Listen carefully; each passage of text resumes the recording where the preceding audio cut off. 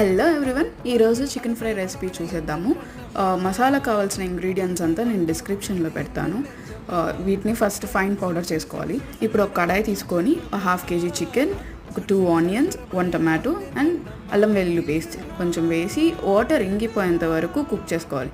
Water మొత్తం ఇంకిపోయినాక కొంచెం పసుపు, కొంచెం ఒక 1 టేబుల్ స్పూన్ ఆఫ్ ఆయిల్, ఉప్పు, కారం అండ్ 1 స్పూన్ ఆఫ్ మసాలా, మనం ఫస్ట్ ప్రిపేర్ చేసుకున్న మసాలా పౌడర్ని వేసుకోవాలి.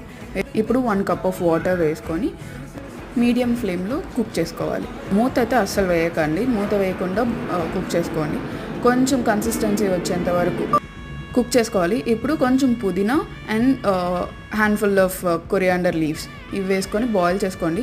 వాటర్ మీకు గ్రేవీగా కావాలంటే కొంచెం గ్రేవీగా పెట్టుకోండి, లేదు ఇది చపాతీ ఆర్ రైస్కైనా చాలా బాగుంటుంది. మీకు ఈ వీడియో నచ్చినట్లయితే like, comment, share and subscribe.